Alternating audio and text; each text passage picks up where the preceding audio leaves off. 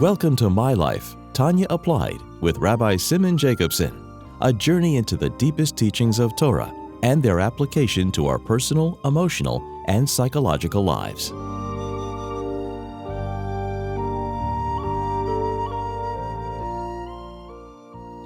A good tavach, a good week. We continue our journey in the life-changing Sefer HaTanya. This program is made possible by Rena Lights LLC, and it's in honor and memory of Rabbi Yosef Halevi Weinberg Olav Shalom, Rabbi Moshe Pinchas HaKohen Katz Olav Shalom, Rabbi Yael HaKohen Khan Olav Shalom, and it's in schus and merit of Rabbi Zev Yecheskel HaKohen, Arisha Katz Le'erich Yomim V'Shanim Tevis, for many long, healthy years. We're in the middle of chapter 27, Perek Chov Zayin. As every chapter is unique and powerful, this one teaches us the sanctity of our very struggle in this world. Now the context is that the Alter Rebbe began in the beginning of chapter 26 to discussing all the negative thoughts that people have that undermine our ability to serve Hashem and to fulfill our very purpose in life. What he calls thoughts of atzvus, sadness, depression, basically all negative thoughts. Which that alone is already a very powerful point, that we can have tremendous resources and strengths, but then it's our own inner voices. We become our own worst enemy because we undermine ourselves. Either low self-esteem or self-loathing, no confidence, lack of self-confidence and inner value.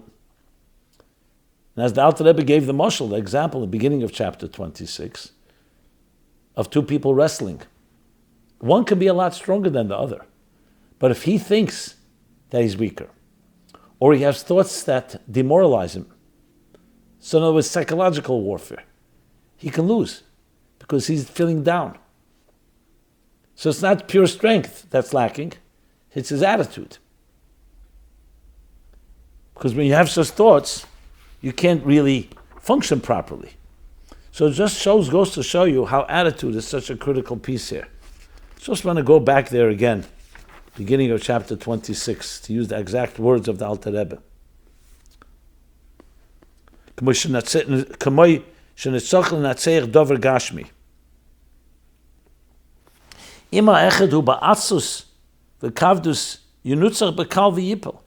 If one of the two people wrestling is sluggish and lethargic, he'll easily be defeated and pulled down. Even if gamim hu giber yeser mechavedi, even if he's actually stronger than the other. This is how attitude is so critical. That a positive attitude, when we say trach gut v'zayin gut, so there's a lot of meanings in that. But on a very basic level, is that when you have the attitude, then your inner strengths and your very immune system and your inner strengths and your adrenaline and all that willpower comes into play. So we have to realize our enemy is not just an actual Yetzer Hara that is tempting us. It's also a Yetzer Hara that's weakening our resolve. And that's what the Alter Rebbe is going to war against atzvus. And he goes to every type of atzvus. It can be depression and sad feelings around material matters, life matters, children, health, parnasa, livelihood. So he explains that even when you have a challenging moment, no, there's a deeper good in that. It could be an atzvus from Milad D'Shmaya, that's Milad D'Alma, matters of the world, affairs of the world, worldly matters. The Milad D'Shmaya, heavenly matters, Kedusha. That person sins, and they feel bad about their sins. So that's good. There's a time for that, the proper type of remorse. That's productive, but not just a feeling of depression that creates melancholy and then demoralization doesn't let you do your Aveda. And distinguishing when you're during the time of Aveda for sure is not appropriate because you need to do your service, serving Hashem with simcha. And even during work, why are those thoughts coming to you? And he proves how it's coming from the other side. All voices that weaken our commitment. That's the bottom line. And then in chapter 27 continues that even if it's not thoughts about actual sins, that the very fact that you're not a perfect person, the very fact that you have thoughts, even if you control them, even if you don't act on them, and you feel, you know what, with all my work, where have I really accomplished? I haven't changed. Still have a battle and a struggle. That's what that Alter Rebbe is concerned primarily in chapter 27. So what we learned so far is a few points. Let's just go over them quickly and then continue. Chapter 27. So he says clearly, it's not about concern over any sins. It's only from the very fact that a person has times negative thoughts, bad thoughts, machshavas zaros, hirhurim roim v'tayvus rois. Sheneflis b'machshavtei. So if it's happening during Avodas Hashem, we're going to address that later. That will be addressed in the next chapter. But if it's not during Avodah, it's be'esa soke ba'soke, when he's busy in his work day, he's involved in the worldly matters. So Alter Rebbe says, actually, you should be celebrating, because you're having these thoughts and you're not acting on them. That tells you that you're being mekayim the mitzvah of lo yisasuru achrei levavchem v'achrei einechem asher atem zeim nechareim. And like he says afterwards, a person who sits and doesn't do an aveda, it's as if they did a mitzvah. So that should lead you to simcha. Your power to refrain, control, and restrain yourself. That's point number one. Then he goes on and says, an adarab. So there you could say at least the atzvus came is not such a bad thing, but you have to remember the simcha that you've overcome the challenge. He says, no. Why are you even feeling bad about it? That's the way you were created. You were not created to be a tzaddik. So it's not makir mekeme. The sad thoughts are based on false expectations. Because you're not a tzaddik. Tzaddik taka doesn't have such thoughts. But here, if you're a makir mekeme, you realize you're not a tzaddik, which is not necessarily a negative thing. Because that's the way you were created. And halavai, you should be a beinoni, even 1 hour, meaning that not to be a rosh, even for 1 moment or 1 hour in your life, one time in your life. That's what's expected of you. So no one's expecting you not to have thoughts like that. Expectation is you should control those thoughts and not act on them. Not focus on them, not concentrate, but to push them aside, like he says. And then the Alter Rebbe goes even further. So it's Shemakas Mekeme. The power of actually being a person like that. So till now he said about the simcha you should have because you're mekayim the mitzvah leisasuru, pushing it aside. The second point is recognize who you are. That's how you are. You were created not to be someone that doesn't have such thoughts. Now he says actually having such thoughts and pushing them aside creates not just a simcha by you, lamaila, the ultimate nachas ruach, chol chiyut chiyah, that he pushes aside with his thought, iskafia sitra acher, that he controls and refrains from the negative. That in turn, the asus of the tata, that awakening from below, awakens something above.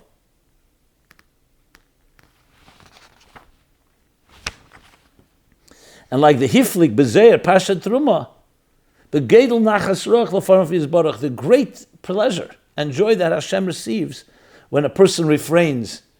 And every tchiyah, every time you push aside a negative thing that came your way, creates a tremendous power. And he says, Vistalkusa do yatir mekula. Yatir meshivcha achera. There's no greater shvach, no greater praise than this ability to push aside a negative thing, which means even more higher than Avedas Tzadikim, who don't have these thoughts in the first place. And then he concludes with that. So you see here how the Alter Rebbe is putting us in our place, Makares Mekem, in the right place, to recognize that being imperfect is the way God created you. And on the contrary, that's exactly what the intention is, that you should control yourself and refrain from the negative from acting on the negative thoughts. And l'chein al yipol lev adam alav. So we'll read this. We read this already. We'll go over it again and then continue. L'chein al yipol lev adam alav. Therefore, a person should not be downhearted.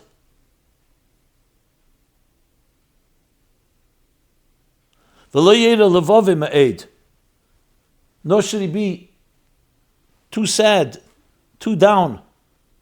Gam im yikein kol yomov b'milchama zu. Even if he spends all his days of his life in this battle, in this struggle. Ki ulai lekach nivra. Because perhaps it was for this purpose that he was created. V'zeis avedosei lekafi l'sitra achre tamid. And that is his work, his mission, his work, to constantly subdue the other side, the sitra achra.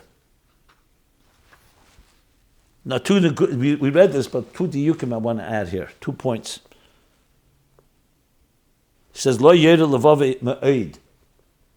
Why ma'ed? Before he said the expression, Lo yeda levave, you shouldn't be too sad. Why too sad? Because the idea of sadness and remorse in a healthy way over a person's situation is necessary. In other words, this is not about feeling so good that you're imperfect. That's not the point. The point is to not feel down about it because God created you that way. But it's important to know that's not where you should want to remain. You should constantly be working because you could say, you know what, the person comes away saying, you know what, I read the Alter Rebbe in chapter 27. That's how we were created. Why feel bad if I have bad thoughts? The point the Alter Rebbe says not to feel that bad that causes to demoralize you and not motivate you. But of course you should feel that you always want to become better. But be markers mekame that you don't need to be down because you're not a tzaddik. That's not the objective.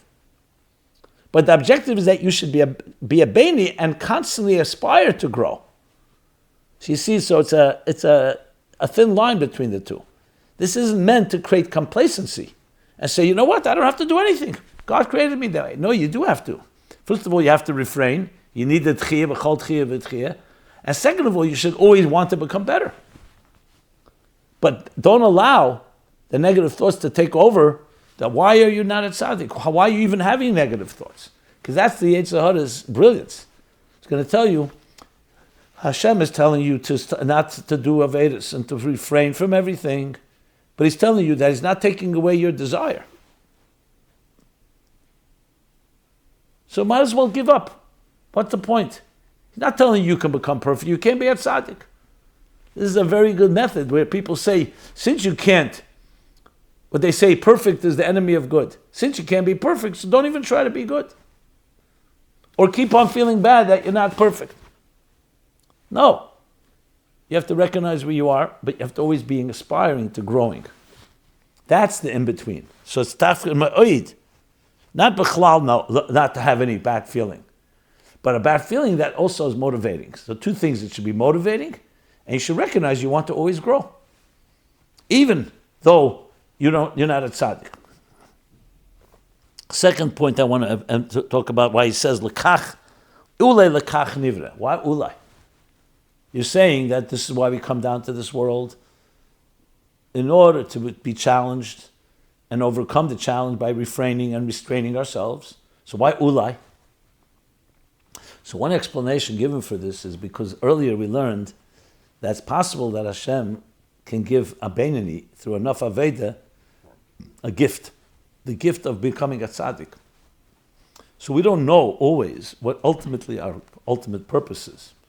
So the Alter Rebbe is saying ulai, because he doesn't want to rule out the possibility that could be that you would become a tzaddik. But that's not what you have to be working toward. You have to be working toward being a beinoni, the best you can be.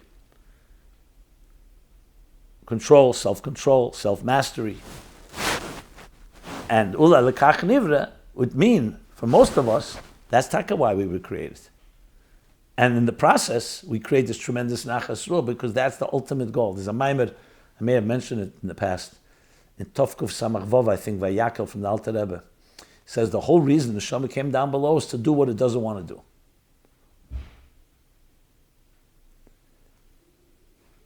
In other words, ultimately resistance, the challenge, is what brings out our deepest keiches. That's called Aveda b'keich atzmei, real Aveda, overcoming the challenges. So, l'kach nivra, ula l'kach nivra. Okay. So let's continue from there, the middle of chapter 27. Valzeh Omar Iyuv. The next section goes like this. Valzeh Omar Iyuv. Iyuv says, Barosa Rishayim.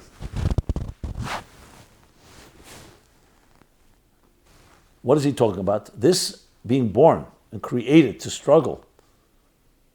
This battle that we have with the Nefesh HaLekis and Nefesh HaBamis. And it could be an entire lifetime of struggle. This is what Iyuv said, Barosa Rishayim. You have created wicked people.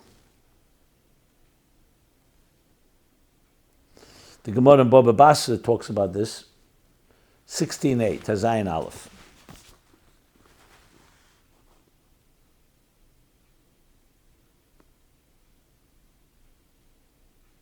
Now, Perek Aleph, the Alter Rebbe asked a question. How do you say Barosa Rishayim? Weren't we told that Tzadik v'Rosha Leika Amar? We don't have choice whether it will be tall or short or blue eyes or brown eyes or other features. But the Tzadik v'Rosha is up to Bechira, a person's free will. So what does it mean, Barosa Rishayim?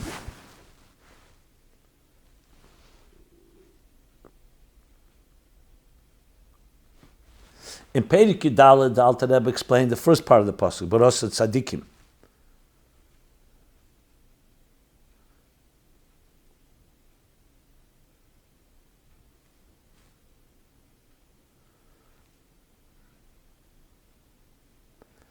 But now, what does it mean, Barosa Rishayim? So the Alter Rebbe continues, V'lo shiyu Rishayim be'emes chaz v'shalom. That's not what he's saying. This doesn't mean that God predestined that people should actually be Rishayim, wicked people. God forbid. Because that would obviously eliminate free choice. Ela sheyagia aleim kemaisa Rishayim b'machshavtem v'yirehudem levad. That God created people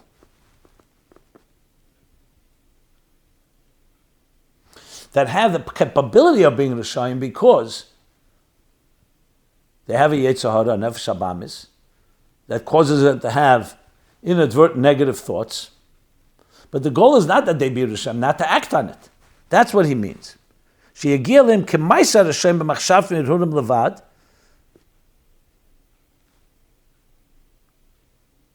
That they will befall upon them as if they are acting wickedly in their thoughts and fantasies are only there, alone.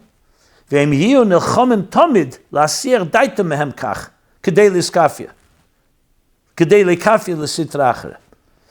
that they'll be in a constant struggle to divert their attention from these thoughts. To refrain or subdue the sitra achra, the other side. So if you recall when we learned earlier about this, about Beinanim, that on one side they're like Rishayim. What does that mean? Because they have a Nefesh HaBamis, that's alive and kicking. That's what he means by Barosa Rishayim. That they have a Yetzer Hara, that's the Rasha part. But not that they become necessarily a Rasha. That's up to us, that's your choice. What makes a Beini different than a Rasha, more like, is his control over Machshava Dibur Maisa. That's up to us.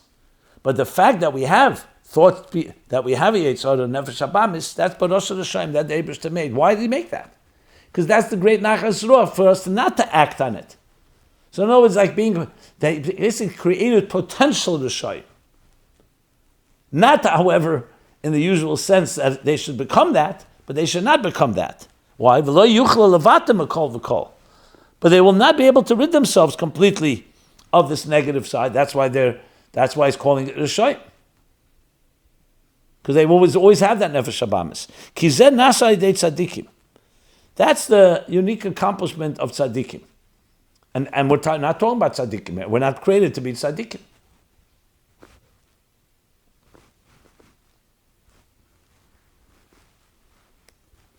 So basically, the Shem essentially means barasa, the Yetzer Hara within us, the evil inclination, the evil impulse within us. And that is built into the system. That's what the Alter Rebbe is saying.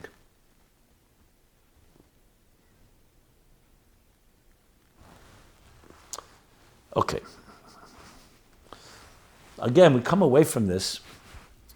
It's interesting because there's so many ways when you talk about the Yetzer Hara, Nefesh Habamis, Sifrei Musar, and in many places, it's so easy to focus on, oh, look how bad I can be. And we have to, especially now we're in the month of Elul, and look at all the negative things that we're capable of, or even have done. But here, let's talk about just capable of. And focus so much about the lowliness of man. Here you see, ultimately, the real power and beauty of Chassidus. Not ignoring a Yetzer Hara. He's actually explaining about us to the Shoyim. Not saying, you have a Nefesh Shalikis and forget about everything else. Oh, we're talking about. But the contextualizing of it is amazing. We're talking about, because that is given to you in order for you to overpower it. No, it's a vote of confidence actually in you. Instead of it being a cause for people to feel so bad about themselves and demoralized, Alter Rebbe is turning it around and saying that tells you, first of all, the simcha, like you said earlier, that you're not giving in to the Yetzer Hara, but now even deeper, that we actually created for this struggle. Because there's confidence in you and you have the power, and when you do, kol tchiyah v'tchiyah, every refrain, every restraint that you exercise, creates the greatest form of nachas ruach. So it's taking our negative side, not ignoring it, not denying it, not minimizing it, but contextualizing it, harnessing it into a tremendous springboard, if you wish, and catalyst for growth.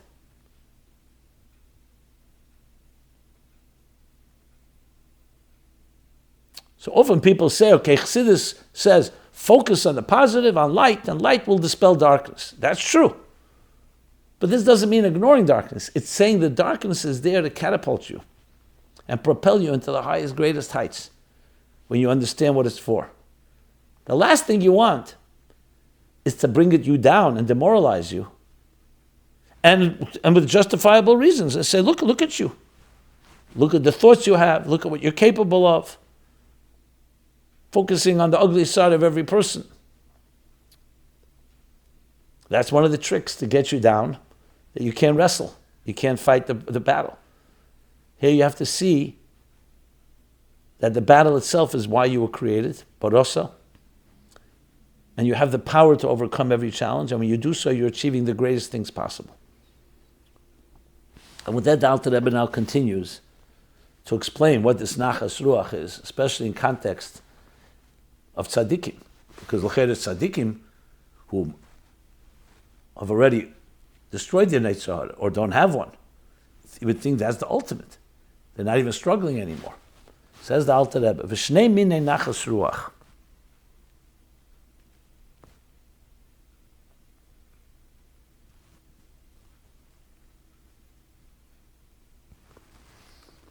There are two types of pleasure. L'fon of Yisbarach l'mayla, to God on high. Two types of nachas ruach. This is also coming to explain here, because when you say what Eev said, Barash Rishayim,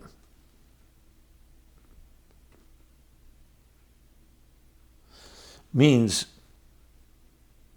that there'll always be an urge to be Rasha, a wicked, but you have to overcome that urge. That means we were created to struggle.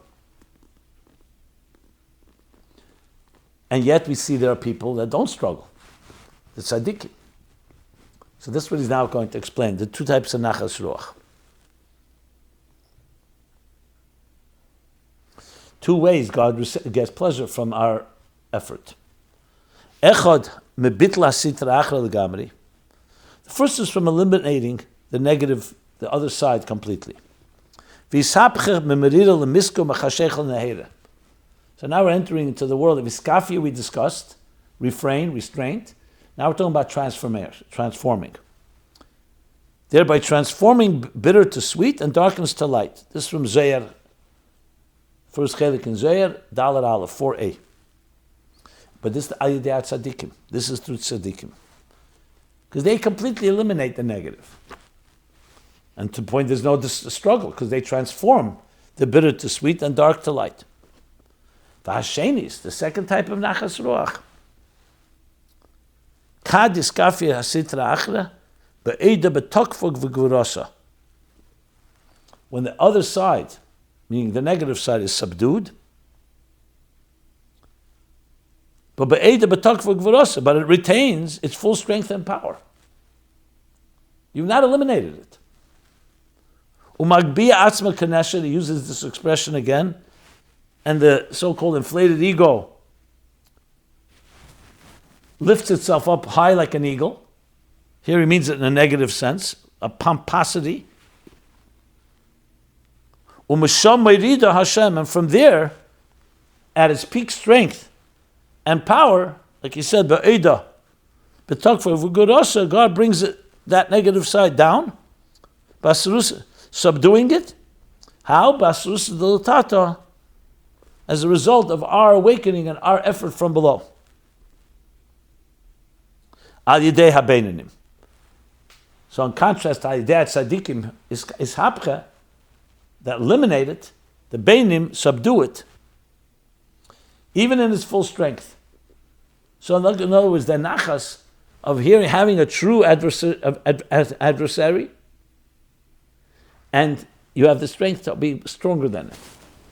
That has a special nachas ruach, like we said earlier from the Zohar as well, from Truma. V'zeu she'amar HaKosav, and this is what the verse says. V'asili mitamim kasher ahavti. When Yitzchak says, and make me the delicacies that I love. What's matamim loshen rabim?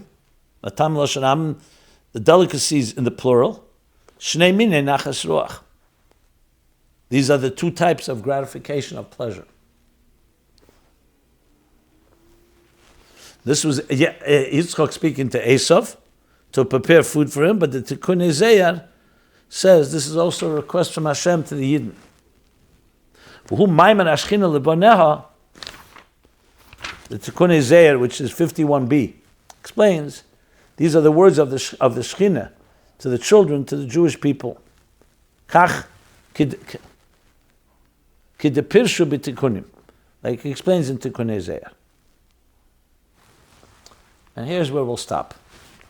So we'll continue these two levels of Nachas Ruach, which come to explain the effort, the struggle that we have.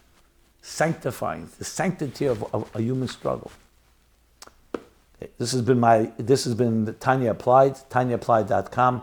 You can find these and all previous programs. Everyone have a good Tavoch and a good Chedesh El. This has been My Life, Tanya Applied with Rabbi Simon Jacobson. Please join us again next week. Visit ChasidusApplied.com for archived classes and more resources.